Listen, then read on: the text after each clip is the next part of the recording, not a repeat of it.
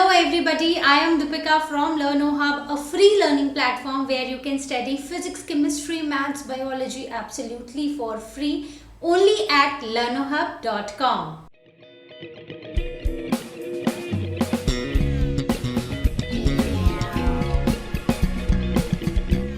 तो आज हम स्टार्ट करने वाले हैं क्लास 11 बायोलॉजी का next chapter cell cycle and cell division.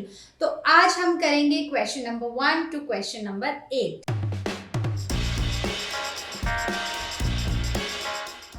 Question number 1, what is the average cell cycle span for a mammalian cell. तो एक मेमेलियन सेल का जो एवरेज सेल साइकिल का स्पैन होता है वो कितना होता है। तो सबसे पहली बात कि सेल साइकिल होती क्या है। सेल साइकिल में होते हैं दो फेजेस, ठीक है। एक कौन सा होता है, एक होता है इंटरफेज और दूसरा होता है एम फेज। तो अगर हम इनके नाम की बात करें तो जो इंटरफेज है उसको हम प्रेपरेटरी फेज भी बोलते हैं। We call it as preparatory phase, right. और वहीं पर अगर हम एम फेज की बात करें तो हम इसको डिवाइडिंग फेज भी बोलते हैं। अब प्रेपरेटरी फेज क्यों बोलते हैं, क्योंकि अगर आप एम फेज जब हमने पढ़ा था तो हमने देखा था इसमें ना तीन और क्या बोलते हैं उसको, तीन और स्टेजेस होती हैं, एक तरह से फेजेस होते हैं, G1 फेज, S फेज और G2 फेज। तो G1 फेज और S और G2 में हमें ऐसा लगता है कि सेल जो है ना वो एकदम इनएक्टिव है, वो कुछ नहीं कर रहा है, बट एक्चुअली सेल खुद को प्रिपेयर कर रहा होता है ताकि वो डिवाइड कर सके। तो यही वो फेजेस है जिसमें RNA, प्रोटीन्स, DNA, ये सारी की सारी चीजें सिंथेसाइज होती हैं। साइटोप्लाज्म जो होता है वो इनफ क्वांटिटी में सिंथेसाइज किया जाता है, right. So that is why this is called as the preparatory phase. और अगर आप देखो तो ये इन तीनों फेजेस में G1, S और G2 में जो मैक्सिमम लेंथ होती है that is of G1 phase, right.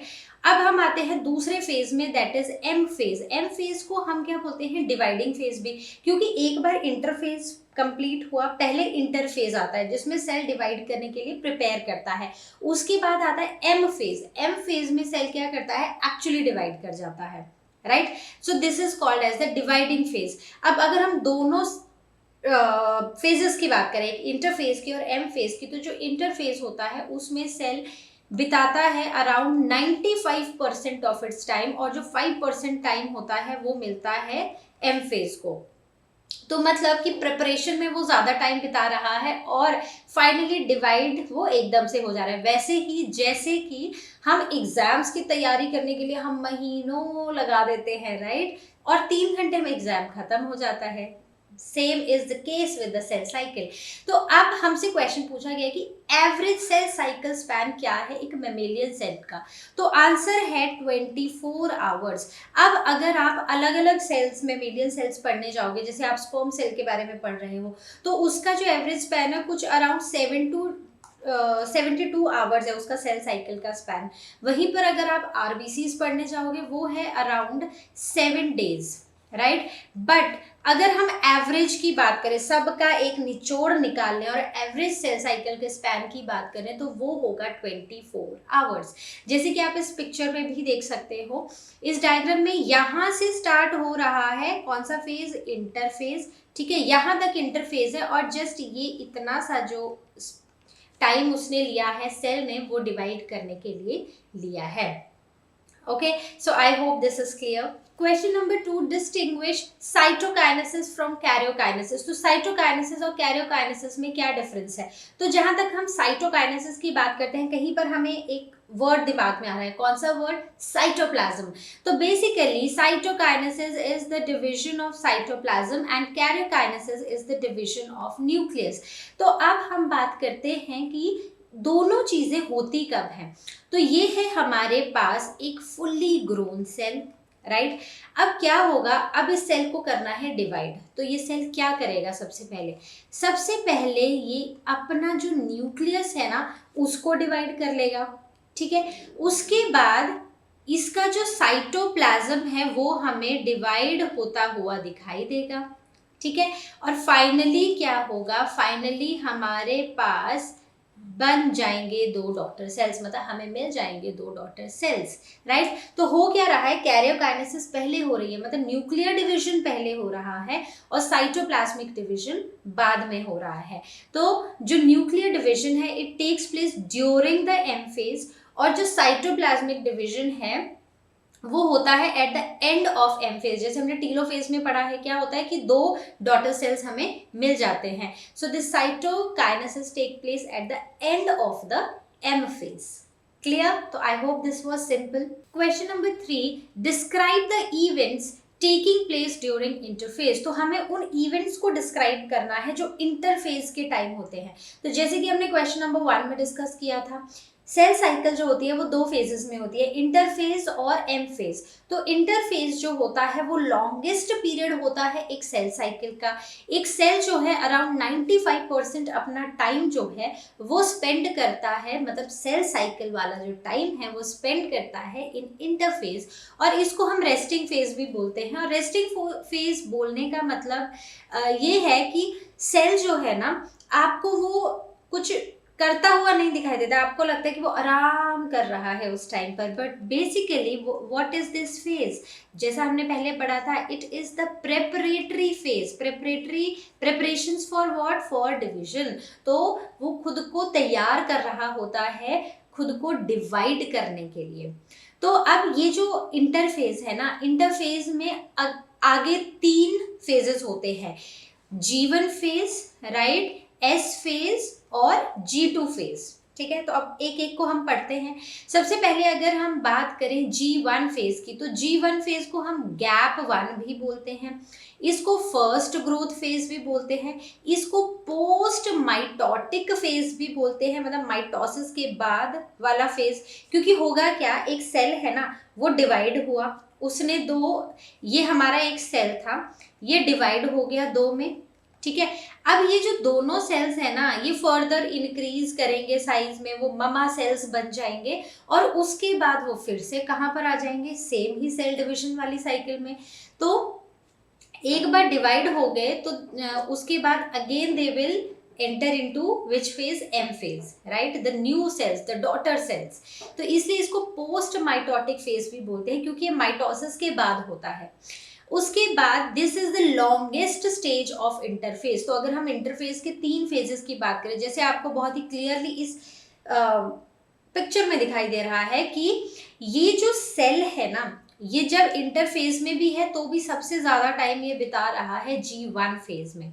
अब इस टाइम पर क्या होता है, इस टाइम पर एक तो सेल जो होता है वो ग्रो करता है, न्यूक्लियस ग्रो करता है, और सेल सिंथेसाइज करता है कुछ RNA, कुछ proteins, nucleotides, amino acids for histones.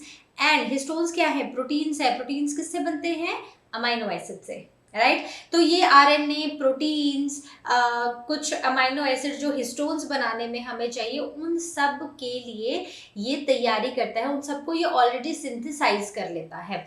तो सेल देन अब होता क्या है कि लेटर G1 फेज में ना, जैसे यहाँ तक सेल को पता है कि उसको क्या क्या करना है, इसने कर लिया इतने टाइम में। अब ये जो ना बाकी का थोड़ा सा टाइम बचता है ना, इसमें ना सेल सोचता है कि मैं क्या करूं, whether I should continue to divide, और मैं क्या करूं, मैं G0 फेज में चला जाऊं, मतलब मैं क्वेसेंट फेज में चला जाऊं, मैं सेल डिवीजन को अबॉर्ट कर दूं। ठीक है, तो अब सेल जो है वो खुद डिसाइड करेगा, आइदर वो क्या करेगा, ये जो सेल है ये एस फेज में एंटर हो जाएगा, फिर G2 में जाएगा, फिर माइटोटिक फेज में जाएगा, राइट। और दूसरी पॉसिबिलिटी है कि वो रेस्टिंग फेज में चला जाएगा, right. Resting phase in the sense this is a quiescent phase basically. तो या तो वो क्वेसेंट फेज में चला जाएगा जहां पर वो खुद को स्पेशलाइज कर लेगा अपने कुछ फंक्शंस के लिए, राइट। तो उसकी डिफरेंशिएशन हो जाएगी और वो स्पेशलाइज हो जाएगा किसी फंक्शन के लिए। So this is what happens in our first phase, that is called G1 phase. अब देखते हैं नेक्स्ट फेज। अब आता है S phase, the second phase of interphase. This is the very important phase, क्योंकि इस फेज में क्या रहा, S means synthetic, so this is the synthetic phase, this is the second phase.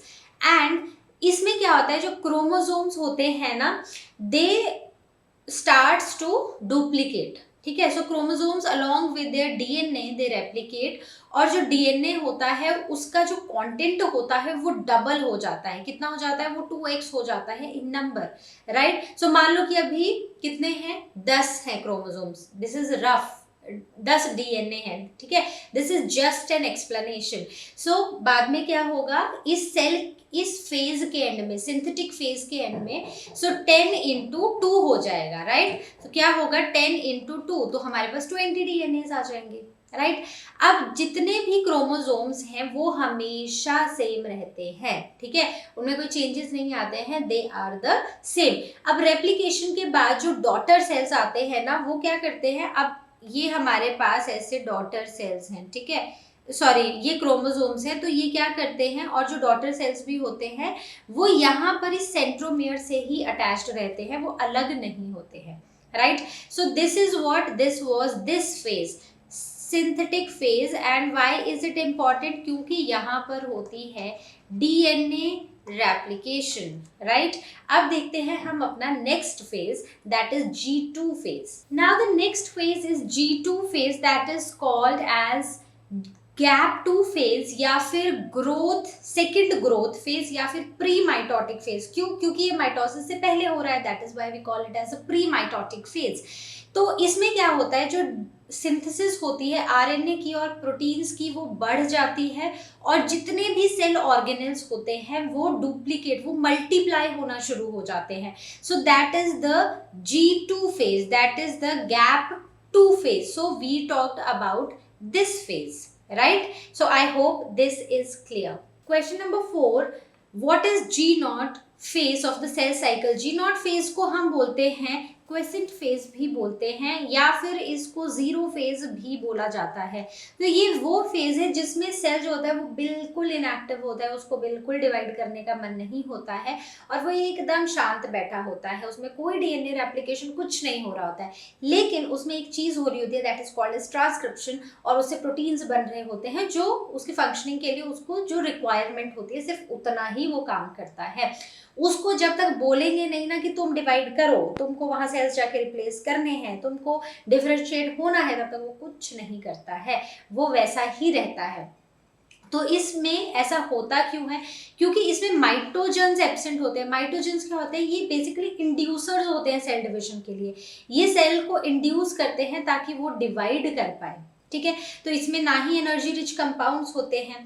अब सेल जो होता है it is metabolically active and it acts as a reserve cell, मतलब देखने में हमें लगता है कि ये सो रहा है, लेकिन कहीं ना कहीं मेटाबॉलिकली एक्टिव होता है, और ये टाइम आने पर ये ग्रो करता है और डिफरेंशिएट करता है into specialized cells. Okay, question number 5, why is mitosis called equational division? तो माइटोसिस को इक्वेशनल डिवीजन क्यों बोलते हैं? तो ये जो माइटोसिस होता है ना, माइटोसिस में क्या होता है, जो नंबर ऑफ क्रोमोसोम्स होते हैं, मतलब जो क्रोमोसोम्स होते हैं वो क्या करते हैं, ये रेप्लिकेट करते हैं। अब जब ये रेप्लिकेट कर जाते हैं, फिर फाइनली क्या होता है, सेल जो होता है वो दो में डिवाइड हो जाता है। तो आफ्टर डिविजन दोनों जो डॉटर सेल्स होते हैं उनमें सेम नंबर ऑफ क्रोमोसोम्स होते हैं जैसे कि पेरेंटल सेल्स में होते हैं, ठीक है। तो मान लो कि ये हमारा एक सेल है, ठीक है, यहाँ पर ये क्रोमोसोम है, अब इन्होंने डुप्लीकेट किया इन द पेरेंटल सेल, और जब हमारे पास दो डॉटर सेल्स बने तो उनमें भी क्या है, सेम नंबर ऑफ क्रोमोसोम्स है as the parent cell have. So the ploidy of the parental and daughter cell also remains the same. तो जो इनकी प्लॉइडी है ये यूजुअली डिप्लॉइड इसमें होता है, तो इनकी प्लॉइडी जो है वो सेम रहती है जैसी कि पेरेंट सेल में होती है। तो what is happening, so there is equal distribution, तो इसीलिए इसको बोलते हैं equational division.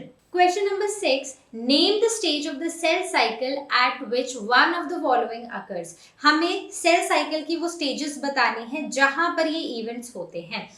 तो सबसे पहले है chromosomes are moved to spindle equators, मतलब कि इक्वेटर मतलब हमने अर्थ पढ़ा है, ठीक है, अर्थ के जो ये ये होते हैं ना साइड जो होते हैं, इनको हम क्या बोलते हैं, पोल्स। और जो ये सेंटर होता है इसको हम क्या बोलते हैं, इक्वेटर। तो सेम कॉन्सेप्ट हमने यहाँ पर यूज किया है। तो जो क्रोमोसोम्स होते हैं, जब क्रोमोसोम स्पिंडल्स इक्वेटर पर मूव करते हैं तो वो कौन सी स्टेज में होता है, बहुत ही सिंपल है, वो होता है मेटाफेज में, ठीक है। Then chromosomes split and chromatids separate. अब क्या होता है कि पहले तो यहाँ पर हमें वो क्रोमोसोम्स ऐसे स्पिंडल के साथ, ये ऐसे स्पिंडल यहाँ पर आए होते हैं, ठीक है, ये हमारे क्रोमोसोम्स हैं, ठीक है।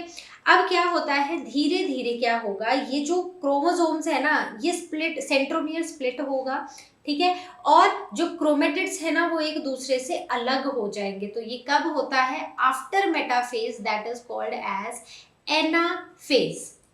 Clear. Pairing of homologous chromosome takes place in, अब ये पेयरिंग कहाँ होती है, पेयरिंग जब हम बात कर रहे हैं तो ये होती है मियोसिस में। मियोसिस में पेयरिंग होती कब है, प्रोफेज 1 में। प्रोफेज 1 में कब होती है, तो ये होती है, मैं इसका आंसर लिखती हूँ यहाँ पर, तो ये होती है zygotene stage of prophase 1 of meiosis. Clear? Then comes the fourth one, crossing over between homologous chromosomes takes place when। तो जो क्रॉसिंग ओवर होती है वो कब होती है, ठीक है, क्रॉसिंग ओवर मतलब कुछ ऐसा होगा, ठीक है। तो मान लो ये हमारा ऐसा वाला क्रोमोसोम है, तो ये जो क्रॉसिंग ओवर है ना, ये कब हमें देखने को मिलती है, तो क्रॉसिंग ओवर हमें देखने को मिलती है, मैं इसका आंसर यहाँ पर लिखूंगी, एट लेट पैकेटीन स्टेज, ठीक है। अब ये पैकेटीन स्टेज भी कहाँ पर होती है, प्रोफेज 1 में, किसके, मियोसिस में, क्योंकि ये जो स्टेजेस हैं ये हम सिर्फ मियोसिस में पढ़ते हैं, माइटोसिस में बिल्कुल भी नहीं पढ़ते हैं। ओके, सो आई होप ये जो पार्ट्स हमने किए हैं ये आपको एकदम हुए होंगे crystal clear. Question number 7, describe the following. 1 is synapsis. Synapsis क्या होता है, तो जब हमारे पास दो होमोलोगस क्रोमोसोम्स होते हैं, ठीक है, तो अब होमोलोगस क्रोमोसोम्स कौन से होंगे, जो सेम क्रोमोसोम्स होंगे, ठीक है। So this is one chromosome and say this is the another chromosome. जब ये दोनों क्रोमोसोम्स आपस में पेयर करेंगे तो उस कंडीशन को हम बोलेंगे साइनेप्सिस, और ये हमें देखने को मिलता है मियोसिस 1 के, प्रोफेज 1 के जाइगोटीन स्टेज पर, ठीक है। So starts during zygotene of prophase 1 and it extend sometimes to pachytene stage of prophase 1 of meiosis 1, right. तो इसमें जो दो क्रोमोसोम्स हैं ये दोनों क्या हैं, these are the homologous chromosomes, मतलब same kind of chromosomes which are pairing with each other, ठीक है, ये एक दूसरे के साथ पेयर कर रहे हैं। कई बार ये जो सिस्टर क्रोमेटिड्स हैं ये पेयर करती हैं, और कई बार क्या होता है, ये जो सेंट्रोमेयर हैं, ठीक है, ये पेयर करते हैं, राइट। क्लियर। अब देखते हैं next term, that is bivalent. Next term है बाइवेलेंट, और बाइवेलेंट को हम टेट्राड भी बोलते हैं। तो ये हम क्यों बोलते हैं ये अभी हम देखेंगे। तो हमने पढ़े दो होमोलोगस क्रोमोसोम्स, ठीक है। अब ये जो दो होमोलोगस क्रोमोसोम्स हैं, जब ये एक दूसरे के साथ पेयरिंग कर रहे हैं, सिनैप्सिस कर रहे हैं, तो उस स्टेज को हम क्या बोलते हैं, उस स्टेज को हम बोलते हैं बाइवेलेंट स्टेज, ठीक है। टेट्राड क्यों, क्योंकि एक सिस्टर क्रोमेट, अगर हम एक क्रोमोसोम की बात करें तो उसमें क्या है, दो सिस्टर क्रोमेटिड्स हैं। So we will call this condition as bivalent when the two homologous chromosomes are pairing during synapsis. तो ये कब होता है, ऑब्वियसली अगर साइनेप्सिस जाइगोटीन में हो रही है तो बाइवेलेंट्स भी हमें कब देखने को मिलेंगे, जाइगोटीन स्टेज पे, कब, प्रोफेज 1 ऑफ मियोसिस 1, ठीक है। तो जो नंबर होता है ना इनका बाइवेलेंट्स का, it is half to the number of chromosomes in diploid organisms, right, क्योंकि मियोसिस 1 में क्या होता है, रिडक्शनल डिविजन होती है। Now the next term is chiasmata. इसको ना, ये जो वर्ड है, तो ये चाइजमेटा, काइजमेटा, आप कुछ भी बोल सकते हो, क्योंकि हर जगह प्रोनाउंसिएशन जो है ना वो वेरी करती है थोड़ी थोड़ी सी। तो ये क्या होता है, ये हमें देखने को मिलता है डिप्लोटीन स्टेज। डिप्लोटीन स्टेज कब होती है, प्रोफेज में, ठीक है, प्रोफेज 1 ऑफ मियोसिस 1, राइट। तो ये जो स्टेज है डिप्लोटीन स्टेज, यहाँ पर हमें कायस्मेटा फॉर्मेशन देखने को मिलती है। तो it is recognised by dissolution of synaptonemal complex. तो होता क्या है कि जैसे हमारे पास ये 2 क्रोमोसोम्स हैं, ठीक है, ये क्या है, होमोलोगस क्रोमोसोम्स हैं। अब ये जो होमोलोगस क्रोमोसोम्स हैं इनमें क्या हुई, क्रॉसिंग ओवर हुई, राइट। तो इसमें हमें कैसा होगा, मैं इन दोनों को थोड़ा सा डिफरेंट कर देती हूँ, इसमें लाइंस से इसको मार्क कर देती हूँ ताकि हमें पता चले कि यहाँ पर क्रॉसिंग ओवर हुई है। तो होगा क्या कि हम देखेंगे यहाँ पर कुछ ऐसा कॉम्प्लेक्स ये है, ठीक है। तो इसमें यहाँ पर ये एक्सचेंज हुआ होगा, राइट। और वहीं पर दूसरी तरफ क्या होगा, कुछ ऐसा देखने को मिलेगा, right? So this is what this is chiasmata formation. What is it? This ये जो वाली स्टेज है ना, इसको हम बोलेंगे काइज्मा, ठीक है। यहाँ पर क्या बन रहा है, काइस्मेटा फॉर्मेशन हो रही है. So also the recombined homologous chromosomes of bivalent to separate from each other except at the sites of the crossover. तो जहां पर ना ये क्रॉसओवर हुए होते हैं ना, वहां पर एक्सचेंज हो जाता है इनका, और जो एक्स शेप्ड स्ट्रक्चर्स हम देख रहे हैं यहाँ पर, इसको हम बोलते हैं काइस्मेटा, ठीक है। ये जो एक्स शेप्ड स्ट्रक्चर हमें देखने को मिल रहा है, बेसिकली ये कुछ ऐसा होगा, ठीक है। तो ये जो स्ट्रक्चर हमें देखने को मिल रहा है इसको हम बोलते हैं काइस्मेटा, राइट। तो जो जिनमें रिकॉम्बिनेशन हुई होती है होमोलोगस क्रोमोसोम्स में, बाइवेलेंट में, वो सेपरेट हो जाते हैं एक दूसरे से, एक्सेप्ट कहाँ पर, जहां पर रिकॉम्बिनेशन हुई होती है, जहां पर वो एक्सचेंज हुआ होता है। तो हमारे पास जो क्रोमोसोम्स है ना, अब अगर हम इन दोनों को अलग कर देते हैं, दोनों क्रोमोसोम्स को, तो ये अब हमें कैसे देखने को मिलेंगे, कुछ ऐसे, ठीक है, और ऐसे। ये वो साइट्स हैं जहां पर रिकॉम्बिनेशन हुई है, और बाकी जो है क्रोमोसोम वैसा का वैसा है जैसे हमने शुरू में देखा था, right. So this is chiasmata. Question number 8. How does cytokinesis in plant cells differ from that in animal cells? तो जो cytokinesis है, क्या है cytokinesis? Cytokinesis is basically the division of of cytoplasm, ठीक है। यही हमने पढ़ा था क्वेश्चन नंबर 2 में शायद, या क्वेश्चन नंबर 3 में। तो साइटोकाइनेसिस मतलब डिवीजन ऑफ साइटोप्लाज्म जो है ना, ये प्लांट सेल और एनिमल सेल्स में दोनों में होता है, लेकिन अलग अलग तरीके से होता है। अब साइटोप्लाज्म तो डिवाइड होगा ही, जब एक सेल को डिवाइड करना है तो न्यूक्लियस डिवाइड होगा, फिर साइटोप्लाज्म डिवाइड होगा, लेकिन दोनों में ना फर्क है डिवीजन में। क्यों? क्योंकि अगर हम प्लांट सेल की बात करते हैं तो प्लांट सेल में क्या होता है, अगर ये एक प्लांट सेल है तो पहले सेल वॉल होगी, अंदर उसके अंदर क्या होगी, प्लाज्मा मेम्ब्रेन होगी, राइट।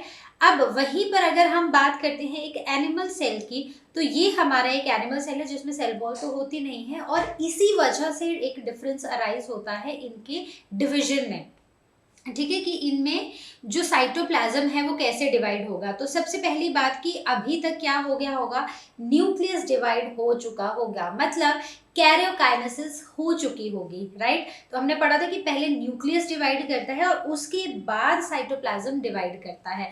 तो यहाँ पर न्यूक्लियस डिवाइड हो चुका है। अब क्या होगा, in case of plant cells centre से सेल प्लेट बनना शुरू होगी जो दोनों तरफ को बाहर को एक्सटेंड करेगी।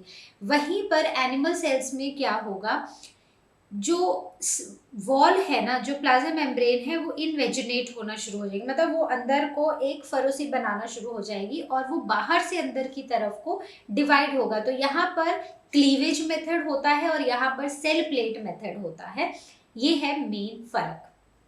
उसके बाद अगर हम इसकी डेप्थ में जाएं, डिटेल में हम सेल साइटोप्लाज्म डिवीजन को देखें, तो in case of plant cells जो स्पिंडल्स होते हैं ना, दे प्रिसिस्ट थ्रू आउट दिस, मतलब जब तक ये साइटोप्लाज्म डिवाइड हो रहा है, मतलब टीलोफेज तक दे प्रिसिस्ट।